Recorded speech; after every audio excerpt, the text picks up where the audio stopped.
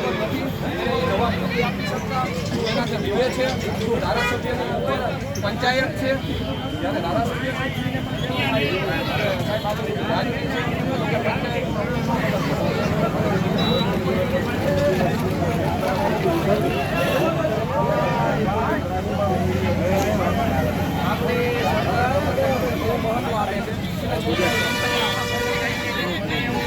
કે અમારા ધારાસભ્ય સાહેબ શ્રીનો જન્મદિવસ છે તો ક્યાંક ને ક્યાંક એને ખબર પડે તો અમે એને હેપી બર્થડે કહીએ છીએ અને જીવો હજારો સાલ અમારી તમને લાગી જાય અમે આ પરિસ્થિતિ હજી પણ ભોગવશું અને અમે સંઘર્ષના રસ્તે છીએ આ સંઘર્ષ જારી છે અને હવે આંદોલન અમારો ખોરાક બની ગયો છે અને સંઘર્ષની અમારી ટીકડી છે તો એ ટીકડી લઈને અમે નીકળી ગયા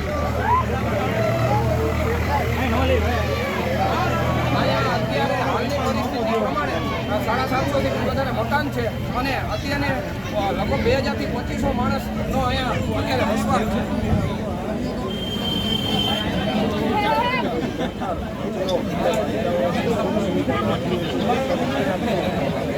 વાયદા વચન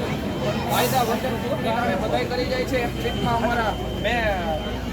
ભૂતોના સરપંચ સાહેબશ્રી પણ મૂકેલું છે જ્યાં અમારા ઘરે બ્રહ્માદેવનો માંડવો હતો ત્યારે એમ કહેવામાં આવ્યું હતું કે અમારે મોઢુમાં પાણી 3 દિવસે મળશે તો તમને 3 દિવસે પાણી આપવામાં આવશે તો આ વાત જોઈ ગયા 4 વર્ષથી વાણા વીતી ગયા 4 વર્ષથી અમે સંબંધ માંગવા સંબંધ હતા સંબંધના નાતે કોઈ બોલતા નહોતા તણતા નહોતા વર્ષથી તો મેં એને ફોન કરવાનું ચાલુ કર્યું કે હવે કેદી કામ થશે પણ જ્યારે એવો સવાલ આવ્યો કે બાપ કંઈ કામ નથી દેવું અને તલાટી મંત્રી કે ભાવેશભાઈ એમ કહે છે તમે આગેવાન છો ને તો તમે પૈસા નાખી દો તો મંત્રીને કહીએ છીએ કે તમે જ્યાં બેઠા છો તમને આ વાત છોડતી નથી તમે ક્યાંક ને ક્યાંક પબ્લિક આરે અન્યાય કરવાનો તમે બે એક હોય એવું અમને લાગે છે જો ખરેખર અમને મારે જ પૈસા ભરવાના હોય તો તમે મને એ ખુરશી ઉપર બેહાડો જેથી કરી અને હું મારી સોસાયટીને કામ કરું ને આજુબાજુ વિસ્તારને કામ કરું જો એ કામ નહીં કરી તો અમારી સોસાયટી બધો ખર્ચો ઉપાડશે કેમ કે અમારી પાસે એટલી બધી આવક નથી અમે તો મીડિયમ વર્ગના માણસો હોય 100, 200, 500 ઉઘરાવી અને અમે એક કામની શરૂઆત કરશું જેથી કરી અને પબ્લિકનું સારું થાય